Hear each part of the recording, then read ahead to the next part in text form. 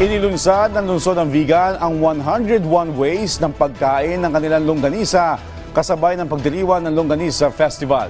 Ang detalye sa Balitang Pambansa ni Ayla Villanueva ng Philippine Information Agency, Ilocos Sur. Longganisa ng Vigan. Bukod sa masarap na prituhin pang-agahan, ay mayroon pa palang 101 ways para mas malasap ang manamis-namis at mabawang na linamnam. Inilunsad ng lungsod ang 101 ways of eating the vegan longganisa sa ginawang Vegan Longganisa Cookfest para sa taunang Longganisa Festival kamakailan. Naglalaman ito ng iba't ibang mga putahe o recipe mula sa appetizer, sabaw, ulam, merienda, panghimagas at marami pang iba.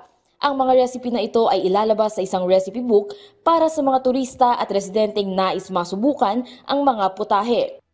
Very proud tayo dito, brand name tayo. Duwan ito nga klase na tiya po, dati may sakit card type.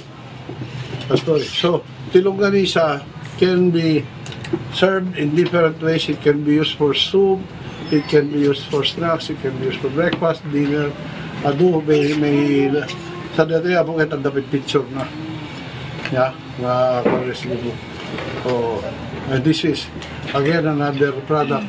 Iti Vegan to promote vegan and vegan longganisa.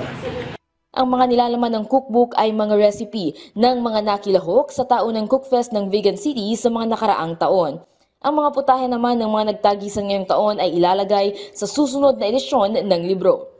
Mula sa PIA Ilocos Sur, Ayla Villanueva para sa Balitang Pambansa.